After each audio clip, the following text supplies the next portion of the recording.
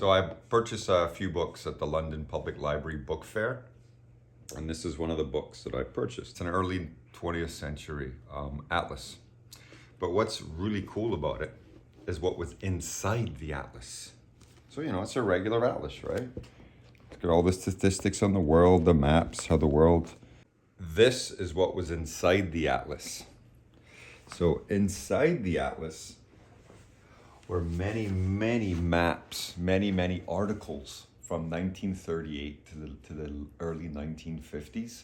Basically, it's an archive from World War II. What's interesting too is all of the maps, when they were in the atlas, they were with the countries in the atlas, which was kind of cool. But there were things like this one from Pearl Harbor from 1938, almost 3 years before the Japanese attacked Pearl Harbor.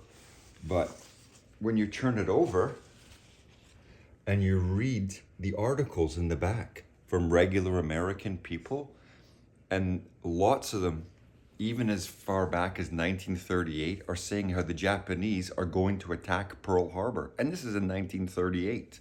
You have to read the articles, especially this one. It's crazy. You look at this, and here it's talking in December 11th, 1938, about creating an African haven for Jewish exiles in Africa, having Jewish people going to Africa. It's crazy, like what's in here. You know, there it is, a home for dispossessed or persecuted Jews. And they wanted to create a Jewish homeland that was like half the size of Africa. You know, there's the colonies, right? So obviously they're going to win the war. So they'll take the Italian colonies, the German colonies, and they're going to turn them into a Jewish homeland in the middle of Africa. You know, people live there. That's what killed me. I'm like, there's millions of people that are living there. Yeah, crazy. What was also interesting about the archive is I got a whole bunch of papers with dates and times. That's government paper, because it's a special kind of paper with what appears to be codes on them.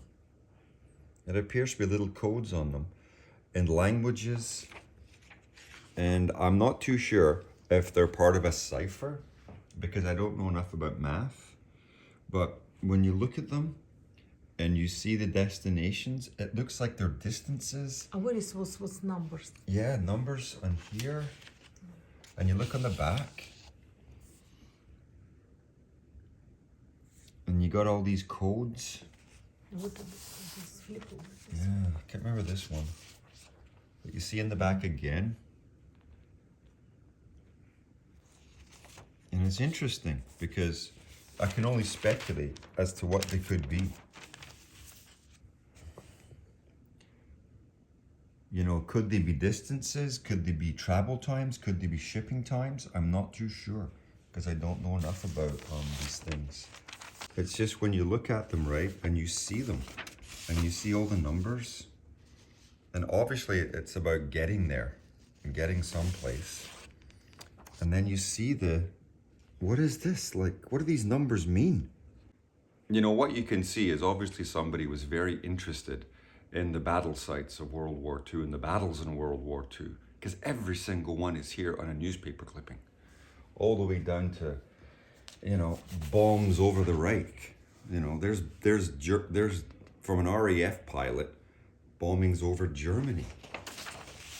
It's like, and then you see there's the shipping routes during the British Empire, and the shipping routes around, you know, to get troops there.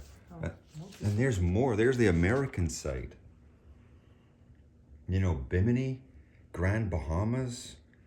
It's like Cuba, Havana. You know, what do these mean? I really want to know. This is communism versus imperialism in Southeast Asia. There's Singapore, just before Singapore was conquered by the Japanese. And we're not talking 2 or 3 maps, we're talking over 100 of these articles. There's over 100 of these pieces of paper, these articles from newspapers and from gazettes. This was these little maps are wonderful. It's like showing how the Soviet army is slowly taking over and attacking Romania.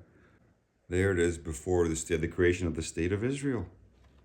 And it's like, where is this place? Transjordan? You know?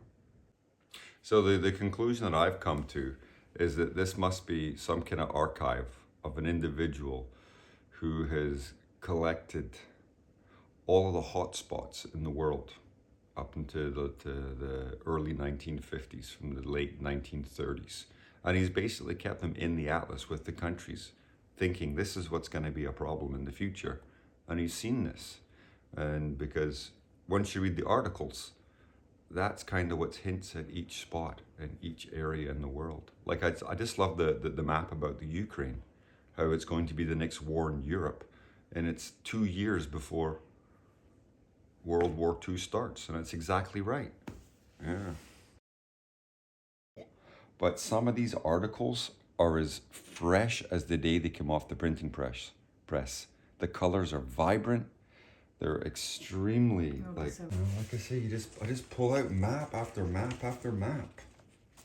There's the defense of the whole of the Pacific.